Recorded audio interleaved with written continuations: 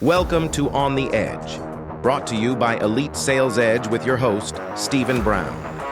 In the series, Getting to Know Your CXOs, we'll be diving deep into conversations with various C-level executives. We'll explore the formidable challenges they encounter, the critical decisions they make, and the lessons that have left a lasting impact on them. Sit back and prepare to gain some insightful knowledge from the leaders who shape the business world.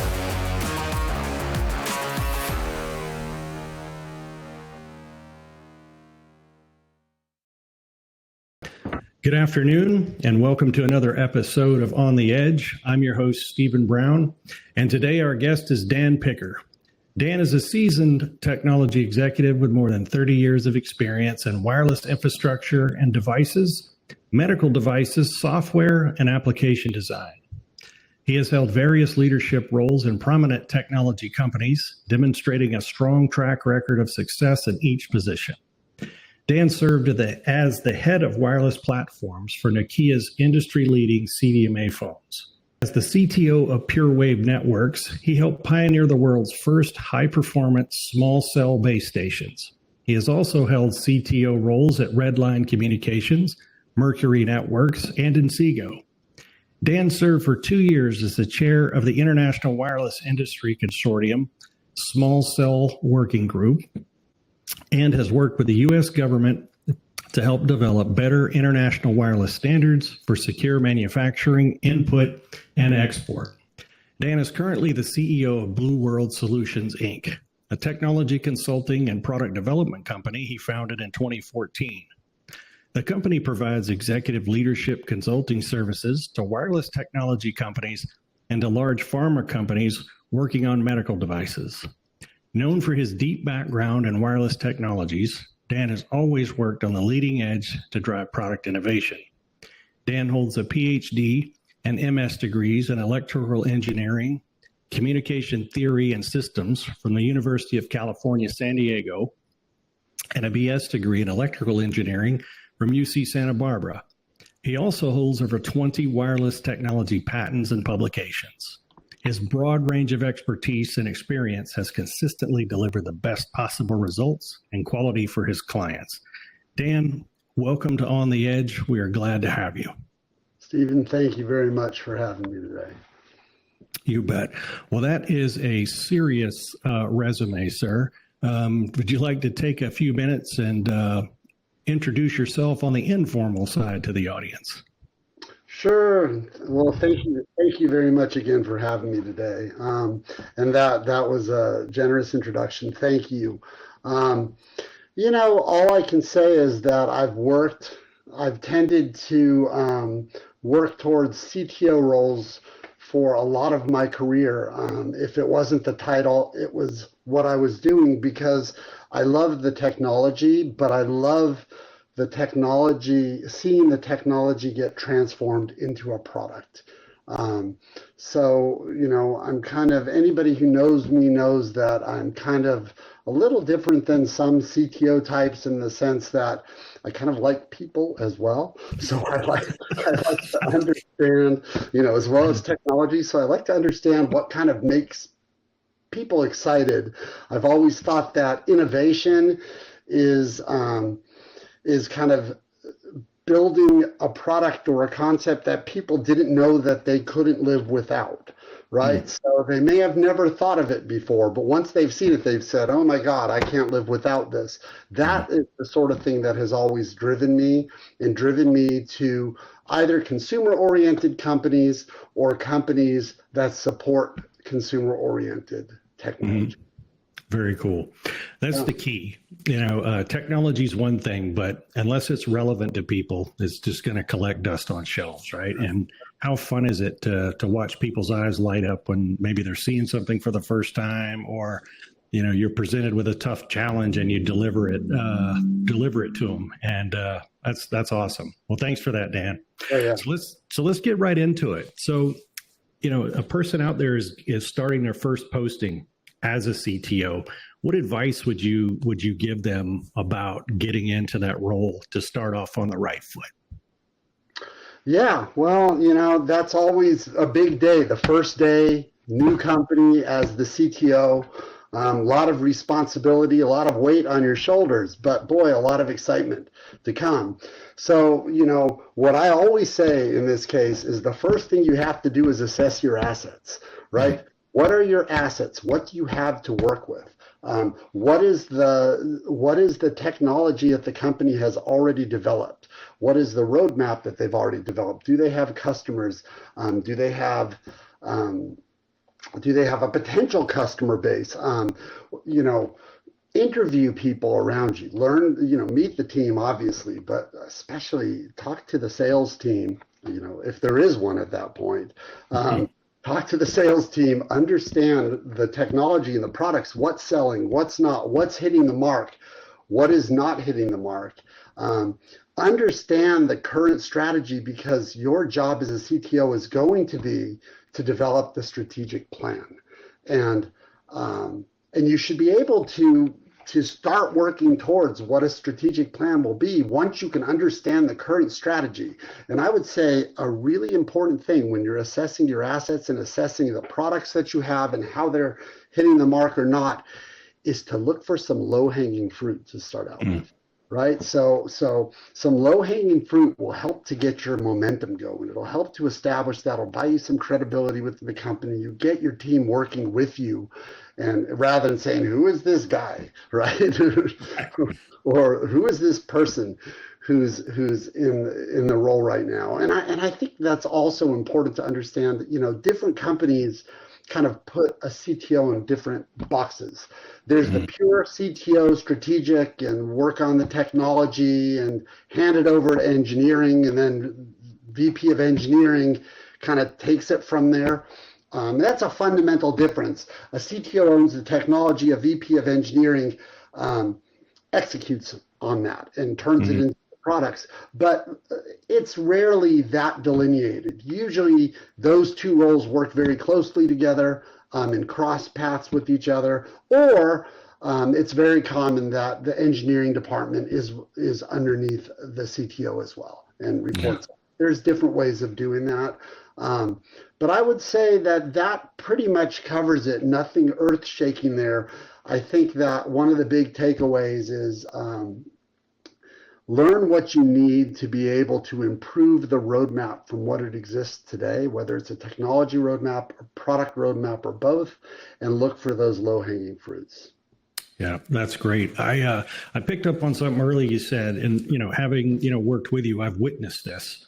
And that's, talking to your salespeople, because there's a big problem that I see with a lot of companies and I call it the lost in the value chasm, because there's the product and the vision around what the CTO and engineering has put together, and maybe even what the other executives want, to what the sales team actually starts trying to sell. And if you're not aligned on that and have a really good message to take to the market, that can be problematic. And I'm glad that you're kind of highlighting that, because I have, and I think I've, I don't know how much I've done this specifically with you when we've worked together in the past. We have visited customers before, but I've gone on road trips with sales teams from customer to customer, just trips. I mean, one memorable one was done, in Iowa in an RV for a week. But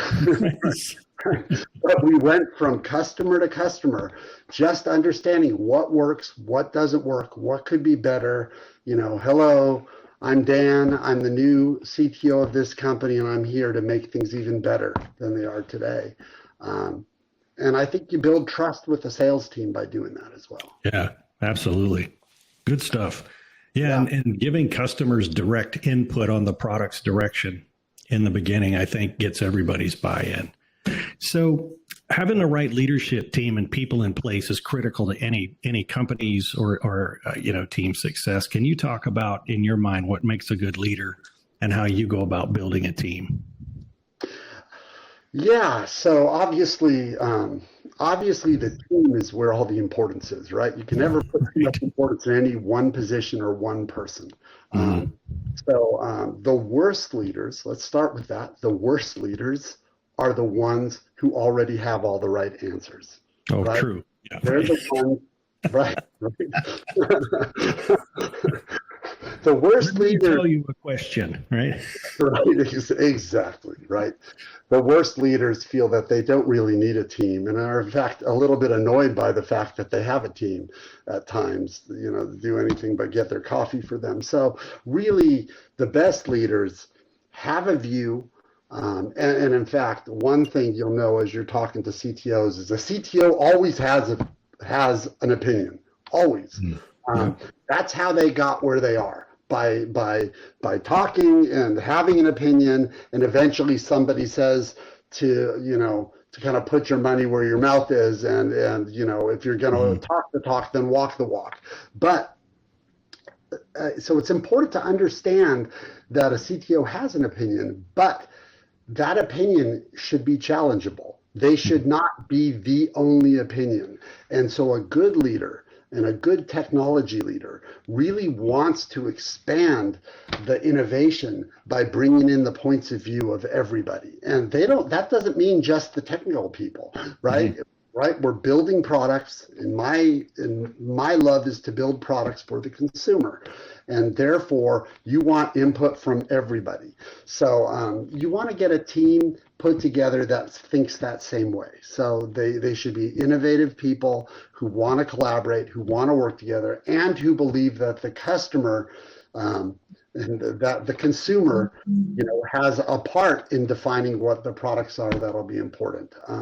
So now, not to get this wrong, this is not about consensus. Ultimately, CTO is going to be responsible for that technology plan and roadmap, but it's about bringing in all of the information, leveraging your assets. Your people are a huge part of your assets. And then lead by example. And that means both respecting your team, but also respecting them enough to tell them when you believe that they're on the wrong track or they're not working to the degree that you would expect them to do. And this is how I think you drive a successful team. You should build a competent team, but you shouldn't be afraid to say, hey, get up out of your seat and let me show you what I'm talking about here. Yeah. Once you're able to do that, then your team will respect you. The other aspect of building a team that I think is very important is getting the right balance of the scope of the team and kind of the strength or the power of the team. The scope being, how diverse does the team need to be? How much does it need to cover in your space of technology? We need an AI expert. We need an electronics expert. We need a software expert. Then there's the strength of the team. We don't just need one of each of those. We need actually 10 AI engineers. We need 100 electrical engineers and so forth, right? You need to get that balance right of the right scope and depth and strength. And I think it's very important to do that. It's also very important to be very picky. So, having, fewer teammates than you would like to have is not as bad as having more teammates where some of them aren't pulling their weight or aren't the right fit. So if you can bring in pre-vetted people, that's even better, right? Yeah. So your assets also have their assets. So if you go to your team and you say, hey, bring in the best people you've ever worked with, that is, you can't go wrong. Awesome. Yeah. It's interesting, right? Because, getting the right people, quality, error on that side versus the quantity side. The other thing, I went through this exercise years ago on this, on a leadership team that I was on, and we were asked to do a disc profile before we got there. So a disc profile, it's all about basically a personality type of a thing, right? What kind of a driver were you? And we were all without exception, high Ds, right? So kind of hard charging high D guys. Right?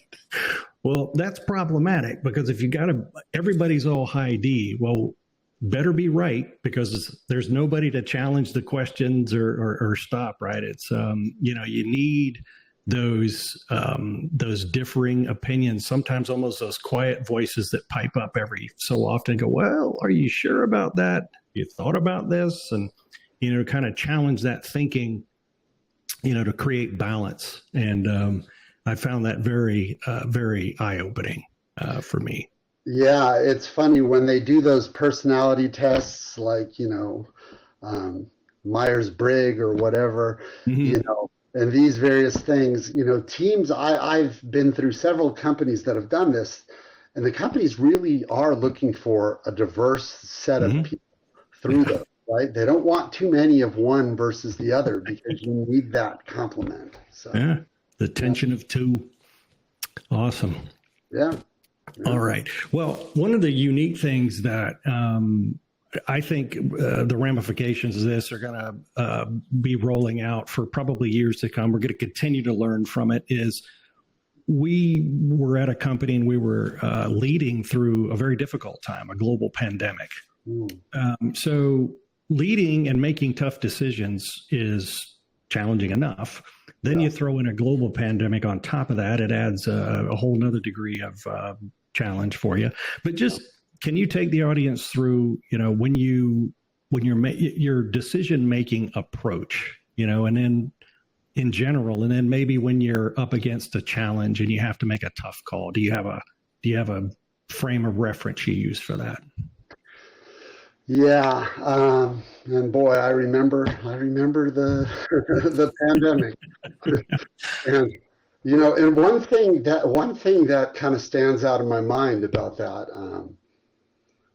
is this is not very profound, right? But there were a lot of lists of options, right? Mm, From every decision we need to make. Do we abandon our current roadmap and do we focus on a short-term roadmap that is both trying to help people during this pandemic as well as try to take advantage of opportunities that may mm, arise from this situation?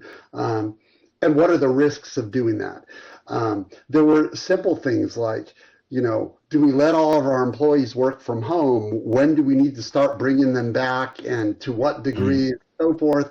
And there were all these possibilities, and we would, as a team, debate each of these, put a risk factor associated with them, and make decisions mm, based upon that. And I have to say that for me, taking the heart out of a decision and putting more analytics to it has always helped. So when I'm mm, faced with a difficult decision and a number of different paths or choices, I tend to to kind of jot down the list, jot down the different paths that how things could go, and identify where something can go wrong.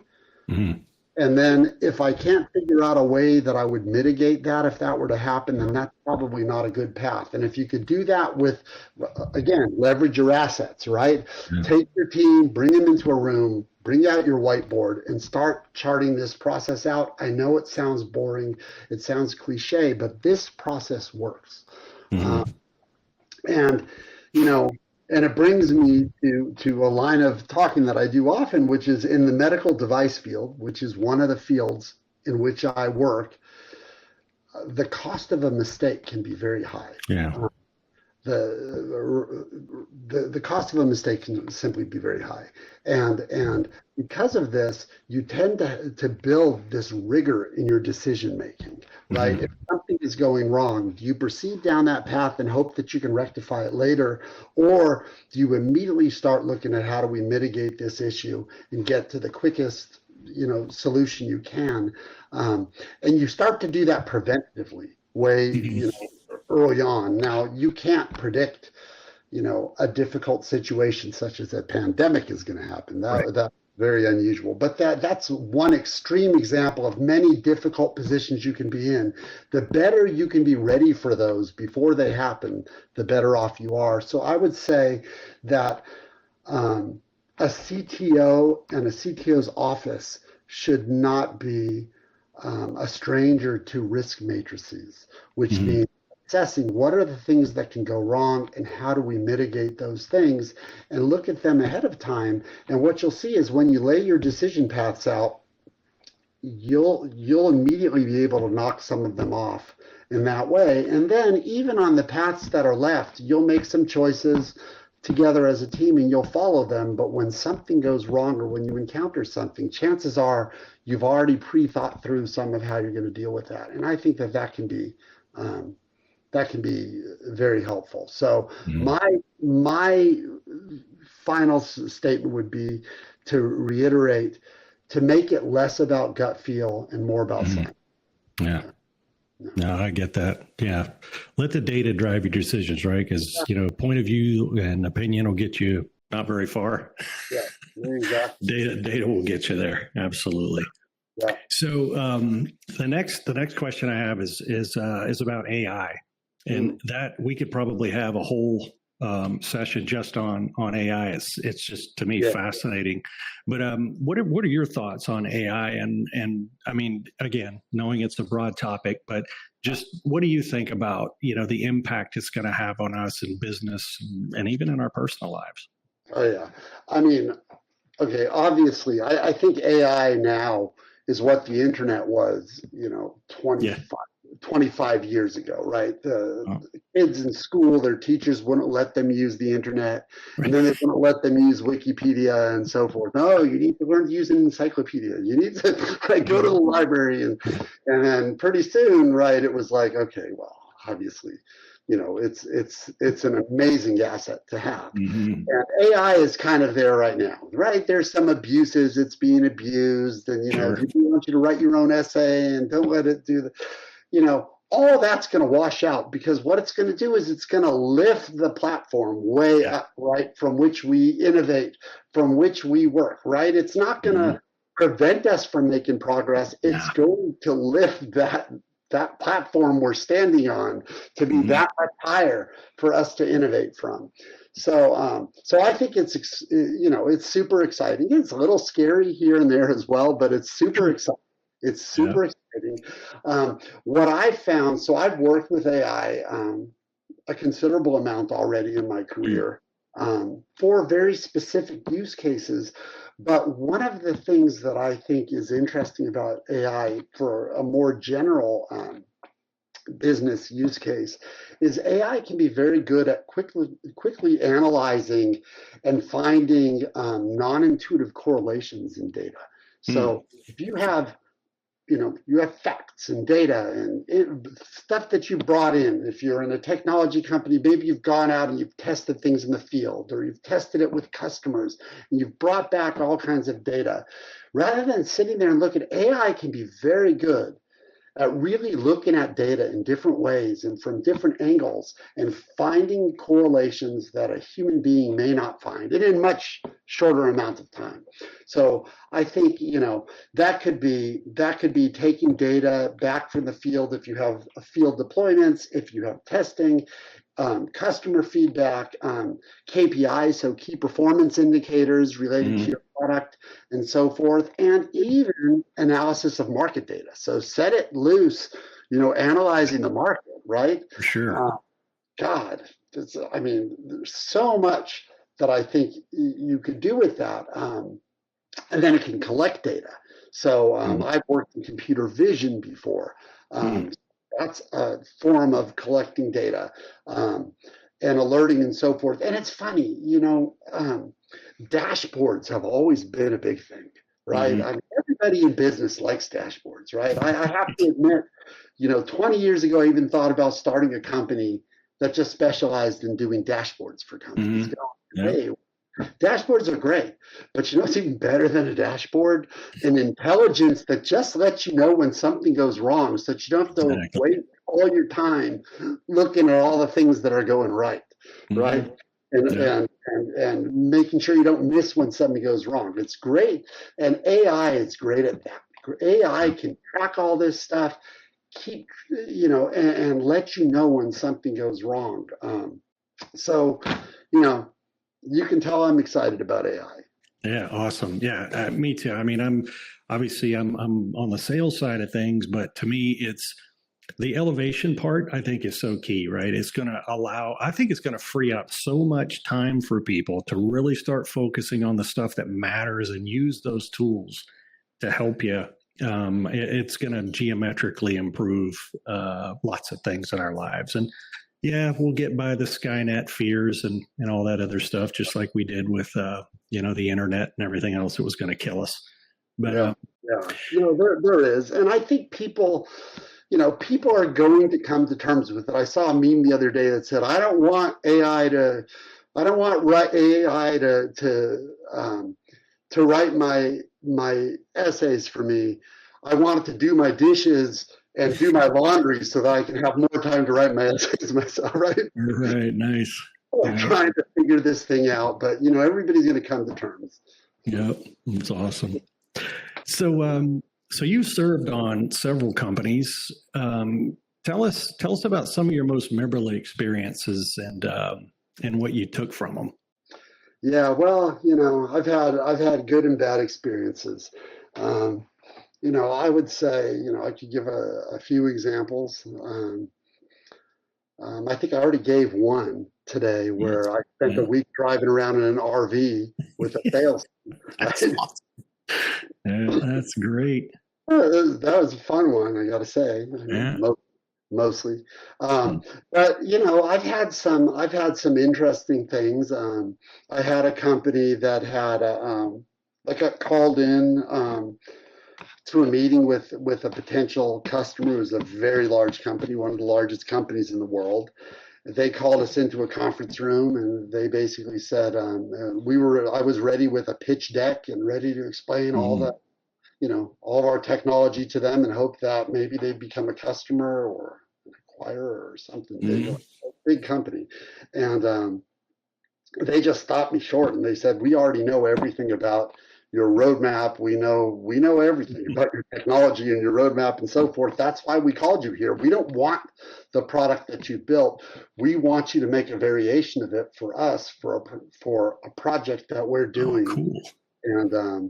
And like we were saying with AI, you've already brought the technology to this height. We just need you to bring it now a little higher and a little skewed to the left for what we need.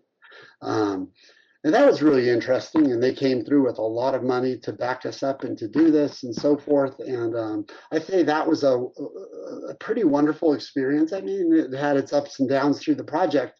I think we attained a level of technology that we never believed we would because we were pushed by a customer who believed in us, by a customer that we respected, or who also showed a tremendous belief in us and what we had done technologically.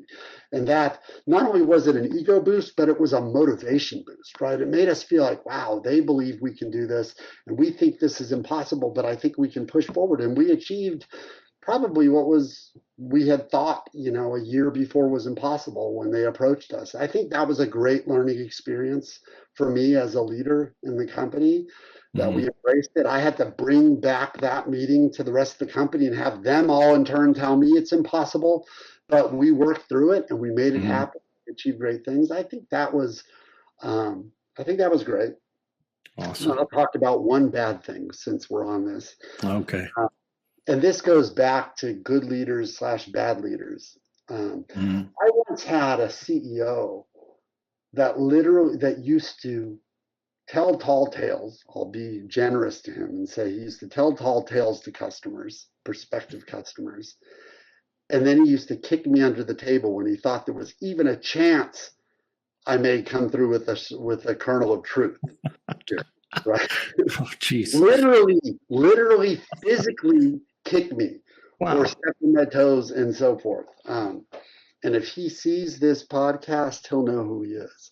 Oh, good. Well, they should. I mean, that's a terrible way to be.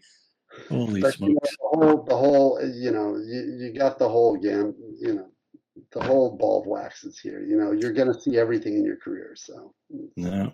Well, I think, Dan, I think it's probably going to be refreshing for people that watch this and see leaders at your level that acknowledge that, look, there's a right way and a wrong way to do things. And the majority of leaders that you come across, do the right thing. They're there to serve. They want to serve their people. They want to serve their customers. But man, there's just no reason to mislead anybody anytime, period. Right. It's going to catch up with you, right? Yep, for sure. technology, you've got a good path, a good strategic path, which is the domain now of the CTO, right? You have nothing to hide, right? You just, the most you can do is say, okay, we're going to miss this opportunity because it's not coming up fast enough. Better than not achieving it and having lied about it. Because chances are a potential customer who says, we need something sooner, their timelines are going to push out too, and eventually they're going to be there. So, as a sales guy, you know that. Yes, right? Yes. Well, that's where I think there's a good partnership to be told there, because stuff does come. Priorities change, customers' priorities change, things happen. Sometimes a company can be in the middle of a project and have a leadership change. Yeah. Well, if a salesperson or a team is not in tune with that and can keep that project on track and provide that feedback, projects can get lost or go off the rails or whatever. But the key thing, though, I think, is just operate with integrity. And what's the old saying, right? If you tell the truth all the time, you don't have to remember what you said. Exactly right. No, I think we've all learned that lesson the hard way. One time or other. Exactly. I thought you said right. Oops. All right. Well, just one final question here before we wrap up, Dan. What advice would you have for sales folks today? Okay. So, I would say, and I think I covered some of this, it's that thing about, when you believe something, you're just going to keep saying it. It's the truth, right? Yeah. So I think that a good C-level executive is always going to have an opinion. No matter what, they'll have an opinion. They're not afraid to speak out. They're not afraid to make their views known, and they're going to do it pretty forcefully in most cases. Don't let that scare you. Don't let that make you back off. That's how they got their role. That's why they're there. That's why they're where they're at. You need to expect it. You need to challenge them, and they would expect nothing less. They want to be challenged, or a good C-level executive wants to be challenged, right? Because that's how new ideas emerge, right? That's how they create that, they create that tension, and new ideas emerge from it. And it's like, it's like when you have you have a negotiation between any two folks. It could be in sports, right? A negotiation for a contract, right? And it's going to get ugly, and it's going to get back and forth contentious. But once it's done, you're all best friends again, right? You go make money together, and so forth. Right. And that's how I think you need to handle this sort of relationship. Don't let anybody intimidate. Don't let anybody walk over you. Everybody's got a right to their opinion. Everybody's got a good opinion, and that's how something better will emerge, right? Awesome. That's my take. No, that's great, Dan. I appreciate it. Well, thank you for joining us today on The Edge. This is, as you know, part of our Getting to Know Your CXOs series. And I know your time's valuable, and I appreciate you sharing some of it with us. So thank you, Dan. Thank you very much, Stephen.